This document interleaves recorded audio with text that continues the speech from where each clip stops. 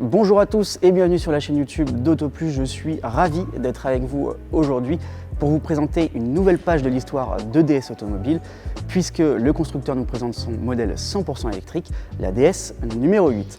Mais avant d'aller voir à l'intérieur et ce qu'elle a sous le capot, même si on ne pourra pas en prendre le volant, on va s'attarder un petit peu sur le style extérieur de ce nouveau modèle.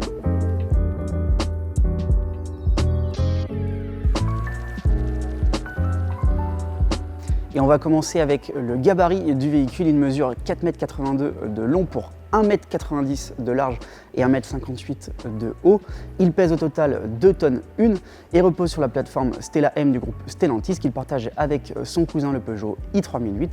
Alors au vu des dimensions, on pourrait clairement appeler ça un SUV, même si au niveau du look ça ressemble un petit peu plus à une berline. On est un petit peu entre les deux, une espèce de crossover. Le constructeur DS lui a tranché, ce sera un SUV coupé pour que ce soit bien plus clair pour les acheteurs. Et puis en même temps aujourd'hui, un SUV, le non SUV, ça fait beaucoup plus vendre que berline. Et sur la face avant, pour la première fois sur un modèle DS, on retrouve le logo qui est rétro-éclairé, qui est permis par la nouvelle réglementation mise en vigueur. Elle est complétée par cette calandre Lumina Screen, qui est pleine forcément sur un modèle électrique, avec une petite vitre de protection pour pas que ça s'abîme en cas de choc. Sinon, pour ce qui est de la signature lumineuse, elle est en 3 parties, avec un motif en clou de Paris. C'est cette technique de décoration qui est inspirée de l'horlogerie. D'ailleurs, on retrouve 8 points de clou de Paris pour rappeler le nom du modèle. Petit easter egg de la part du constructeur. Cette signature lumineuse, elle est complétée par ces light blades qu'on avait déjà vu sur d'autres modèles DS, mais qui est cette fois-ci traité beaucoup plus finement. Au global, c'est un style qui est très dans l'air du temps pour la signature lumineuse. Il y a beaucoup de constructeurs qui viennent maintenant traiter leur signature de façon verticale. Et au passage, ces light blades, elles ne servent pas qu'à faire joli, puisqu'elles vont améliorer l'aérodynamisme du véhicule, puisqu'elle va permettre d'avoir un décollement du flux d'air jusqu'aux roues pour gagner jusqu'à 8 km en cycle WLTP d'autonomie. Et au global, le maître mot de cette DS numéro 8, c'est l'aérodynamisme, puisque chaque pièce a été étudiée minutieusement en soufflerie pour permettre, grâce à son style, de gagner jusqu'à 60 km d'autonomie en cycle WLTP et d'afficher un CX de 0,24. Et puisque l'on parle d'aérodynamisme, on va s'intéresser un petit peu aux lignes de cette DS numéro 8. On parlait tout à l'heure d'un SUV coupé, eh bien ça se voit avec cette ligne de toit très plongeante et très fuyante. On retrouve également les light blades à l'arrière pour toujours améliorer le CX. On a des poignées à l'arrière qui sont directement intégrées dans le montant des portes. Voilà, alors, un petit peu compliqué à ouvrir, faut avoir la bonne manip au départ. À l'avant, c'est des poignées affleurantes et on a le droit à des jantes de 21 pouces qui sont au passage plus légères que des jantes de 20 pouces qui sont disponibles sur cette DS numéro 8. On économise au total avec ces jantes de 21 pouces par rapport à celles de 20, 6 kg. Sinon, on a quand même un capot qui est très bas. On a un véhicule qui a quand même un bon empattement avec 2,90 m annoncé par le constructeur. Une garde au sol très basse de 15,5 cm, encore une fois pour améliorer l'aérodynamisme. Quand je vous dis que c'est le maître mot, c'est vraiment le point d'honneur sur lequel a insisté DS sur son modèle. Qu'est-ce qu'il me reste à ajouter ? Finalement, plus grand chose. Je vais vous parler de la couleur. On a une couleur un petit peu cristal qui est une teinte de gris, mélangée un petit peu avec une couleur un peu plus champagne, un petit peu plus champêtre, qui est assez jolie. Et en plus, on profite sur notre modèle d'expo d'une carrosserie biton avec un biton étendu qui va du toit jusqu'au bout de la calandre. Quelque chose d'un petit peu original qu'on n'a pas forcément l'habitude de voir, même si d'autres constructeurs s'y sont déjà mis. Et si je vous parlais tout à l'heure du light blade pour ses propriétés aérodynamiques, ça permet aussi de reconnaître la DS numéro 8 et au global une DS quand on la voit sur la partie arrière ou en pleine nuit avec les feux allumés. Cette signature lumineuse, elle est complétée par des feux justement en 3 dimensions. On a un petit spoiler encore une fois pour améliorer l'aérodynamisme sur cette face arrière, mais sinon on retrouve le nom du constructeur en toutes lettres, DS Automobile, et le nom du modèle également sur la malle de coffre, numéro 8, avec le petit sigle de numéro qui est en forme de diamant pour rappeler un petit peu cette sensation de luxe, ce luxe à la française. Sachez que cette nomenclature est réservée aux futurs modèles de chez DS. Donc on aura le droit par exemple à un DS numéro 5 si jamais il était amené à voir le jour. Mais la DS4, la DS3 et la DS7 pour les futures versions de ces modèles garderont leur nomenclature sans donc le numéro. Et avant de passer à l'intérieur, un petit mot sur le coffre. Déjà on profite d'un rayon électrique. En même temps, j'ai envie de vous dire, sur un modèle premium, heureusement qu'on a un rayon électrique. Mais on a quand même aussi un grand volume de coffre puisque celui-ci est de 620 litres. Et en plus, il est assez profond puisqu'il mesure 1,16 m entre l'espace d'ouverture et le fond de la banquette arrière. Idéal pour ranger un grand objet sans forcément baisser la banquette. Et si vraiment l'objet est beaucoup plus long, vous avez en plus une banquette modulable en 40-20-40, ce qui va vous permettre de transporter à la fois deux passagers et un objet qui du coup va faire plus d'1,16 m. Vous pouvez encore augmenter le volume de celui-ci en soulevant juste ici. Vous avez encore un petit peu plus d'espace au fond, idéal pour ranger par exemple les câbles de chargement puisqu'on est sur une voiture électrique. Et si en plus de ça, vous n'avez pas le système son, vous aurez un espace supplémentaire ici, mais bon là, le véhicule qu'on a en exposition est doté du système son pour rendre ce DS8 un petit peu plus technologique.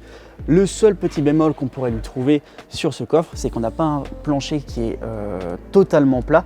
On a cette petite élévation juste ici, mais bon, au global, il y a quand même suffisamment d'espace et comme l'ouverture est très grande, on n'a pas forcément besoin de se baisser pour charger les bagages. Voilà, maintenant qu'on a vu le coffre, moi je vous propose de passer à l'intérieur. Alors une fois à l'intérieur, comme on n'a même pas remarqué, d'entrer cette imposante planche de bord qui est très sophistiquée. Moi personnellement, j'adore le détail qui a été donné à l'intégration des haut-parleurs avec un style très particulier. On retrouve aussi des éléments qu'on avait vus sur le design extérieur de ce DS numéro 8. Par exemple, on retrouve les clous de Paris, cette technique issue de l'horlogerie. Il y en a sur la planche de bord, mais aussi sur le volant. Pareil, petit clin d'œil au niveau de la signature lumineuse qui parcourt tout l'habitacle avant et qui s'arrête aux contre-portes. On reprend le motif des light blades pour rappeler encore une fois le design extérieur. Et sinon, en ce qui concerne toujours la signature lumineuse, eh bien, on a une console centrale qui a aussi une intégration éclairée avec un espèce de motif en forme d'étoile. Mais personnellement, je vous avoue que ça me fait vraiment penser à l'hyperespace dans Star Wars. Allez, choui, on met la gomme et puis hop, on est parti. On la retrouve aussi sur les bords de l'écran pour essayer de donner une continuité un petit peu dans ce motif. Pour l'intérieur de sa DS numéro 8, le constructeur propose 5 univers différents, 2 sur la finition Palace d'entrée de gamme et 3 supplémentaires sur la finition étoile sur laquelle nous sommes aujourd'hui. On est donc sur une finition étoile avec son univers de série qui est du bleu Alcantara qu'on retrouve sur le tableau de bord mais aussi sur les contreportes.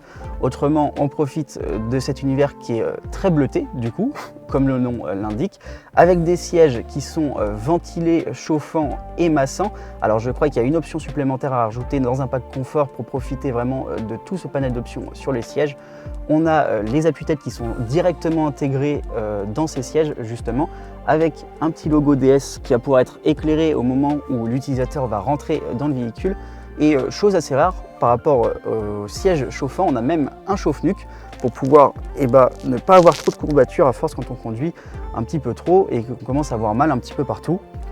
Sinon, on retrouve le volant DS en forme de croix qui vient reprendre aussi le motif du logo. C'est assez joli, c'est assez sympa, avec quelques boutons physiques qui ont l'air d'être presque haptique, mais je pense que c'est uniquement physique. On a quelques boutons encore une fois sur la console centrale. En fait, au global, tout va passer par l'écran tactile de 16 pouces qui a une forme un petit peu originale puisqu'on a 9 cm de hauteur pour 40 cm de longueur.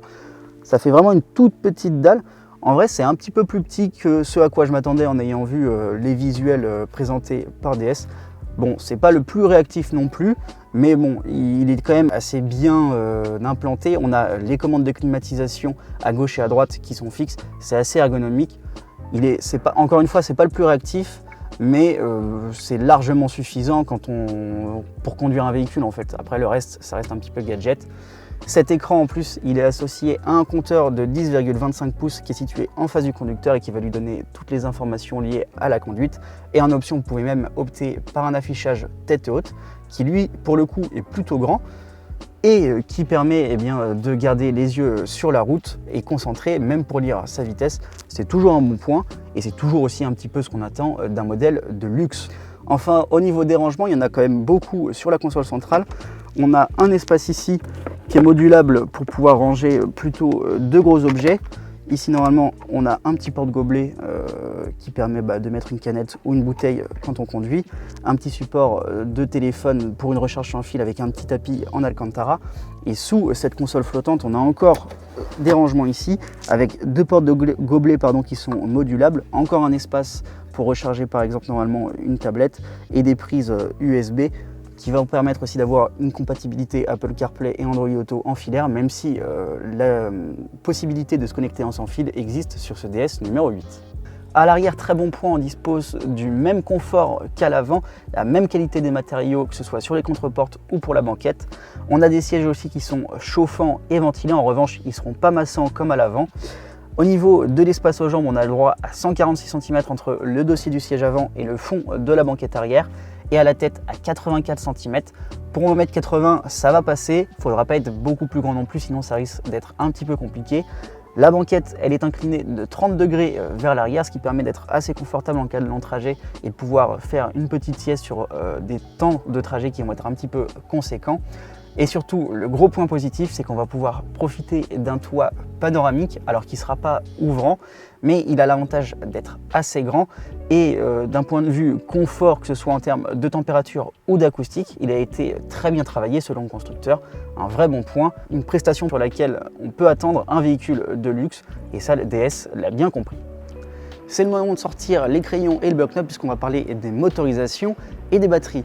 Les motorisations sont au nombre de 3, une première de 230 chevaux, une deuxième de 245 chevaux et une dernière de 350 chevaux.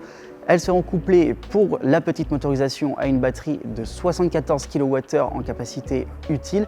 Les deux autres motorisations disposeront d'une plus grosse batterie d'une capacité nette de 97,2 kWh et ces trois motorisations pourront avoir un surplus de puissance dans certaines phases de 30 chevaux supplémentaires.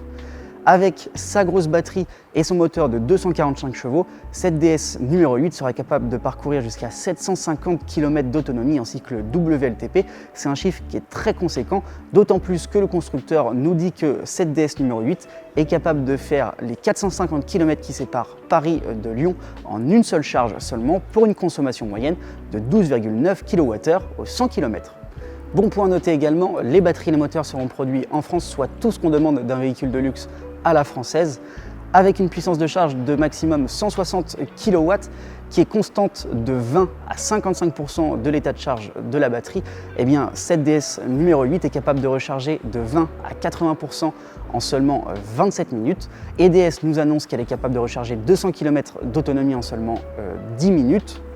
Elle sera dotée de série d'un chargeur triphasé de 11 kW avec une option pour un chargeur triphasé de 22 kW. Ce SUV 100% électrique est aussi équipé de la technologie V2L qui va permettre de rendre l'énergie qu'elle a stockée à un autre appareil électrique. Et enfin, pour conclure, au niveau du prix, DS nous annonce un prix inférieur à 65 000 € pour ce modèle, avec son moteur de 245 chevaux et sa grosse batterie. Donc c'est un prix de 65 000 €, inférieur à 65 000 € pour un véhicule qui aura plus de 750 km d'autonomie. Encore une fois, c'est très fort. Voilà, moi il ne me reste plus qu'à vous dire de vous abonner à la chaîne d'Autoplus. J'espère que cette vidéo vous a plu et vous pouvez également nous suivre sur tous nos réseaux. A très vite, ciao.